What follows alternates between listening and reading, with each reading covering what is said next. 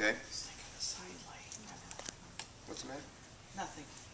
I just was thinking we're laying on the side. And Oh, we did that I was already, the girl. opposite. We laid on our sides already. I know.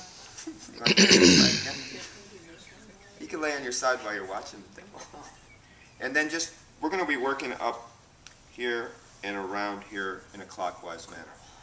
But the pattern's a little different than when you work on the floor. And it says in the book we're going to come from the person's right-hand side. And you notice I position the arm up so I can get in here. And again, pay attention to the comfort of the person. If you they want a bolster, is fine, whatever. She said that she's comfortable. So I'm going to come down, and my hand is going to come up underneath her lower back. Okay. So basically, I'm cupping her lower back below the 12th rib, and it should be clear the way it's written in your manual, and above the iliac crest. And the heel of my hand and the tips of my finger are going to be compressing into the lateral borders of longissimus. It says that in there, I believe. But it addresses that muscle I talked about yesterday, serratus posterior inferior, which is called the breathing muscle. So when you're working on either side of something, you're also working with the energetic dynamic of it from both sides. So you know that how they talk about strengthening your lower back. You know, you work abdominals because of the antagonist group. In traditional Chinese medicine, they talk more about yin and yang and how things are balanced, the energies, the feminine and masculine energies, about when one contracts, the other one expands, things like that. So this hand placement dynamic is a representative of that. So I'm going to be putting my hand underneath her lower back, below the 12th rib and above the iliac crest, and every time she inhales, I'm going to be squeezing, so that it assists the contraction of that breathing muscle, serratus posterior inferior, which pulls the ribs down and allows the diaphragm to expand. So every inhale, squeezing, and every exhale, I'm releasing. So this whole pattern, this is what my hand is going to be doing. And the dynamic of the top hand is this, that we're going to be working in a clockwise manner around the abdomen, and every time she inhales, I squeeze, and every time she exhales, I release here, and then my fingertips follow in. Remember yesterday when we were working and our fingers were curling up underneath the rib cage, that I had mentioned that we're going to just follow the breath in as much as they allow us to. And again, that's that premise of honoring the vulnerability of this area, and also to let them know through our own actions that they are in control and we are there basically in service to them. Okay, we're following their lead. We're not initiating.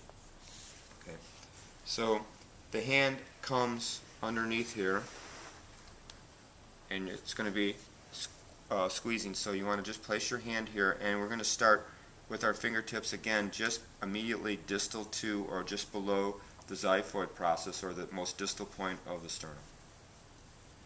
And as she inhales, I squeeze, and on the exhale, my fingertips just go in as much as she allows. Next inhale is squeeze, and I move. So that's what this is. So just stay with me. So squeezing and sinking in. And squeezing. Sinking in. Just let your eyes close, please. It looks better on the video. Squeezing. Here. Now you get to the distal angle of the rib cage, and the next inhale, squeezing, and then the side of my hand comes in like a little crescent moon and goes like this. And then the heel of my hand goes below the navel. And then squeezing.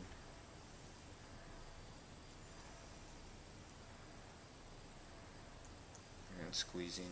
I'm going to work up underneath the rib cage again.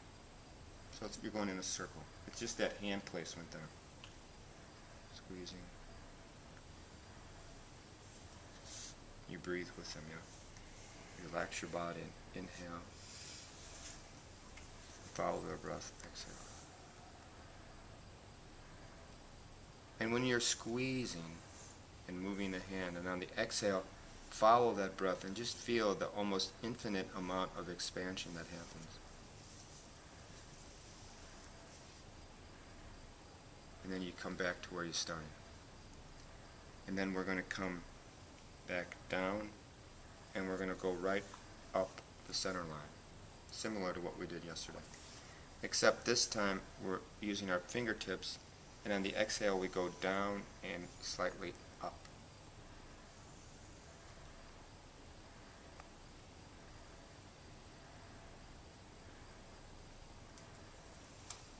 And we're going to work right up. This is conception vessel. This is where all things come from. I guess that's the easiest way of saying it. And you take it up.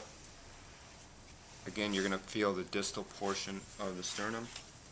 And with the bottom hand is still squeezing with every inhale. And then you're going to change so that it's just the tip of your fingers as you work up the flat, bony portion of the sternum.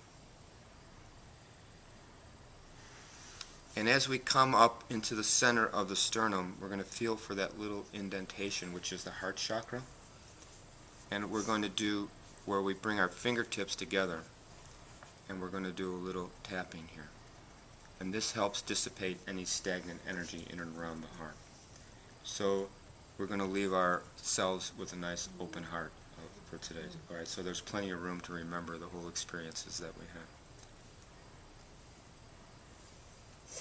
Okay, and then we'll just slowly break contact. So that sequence is 11.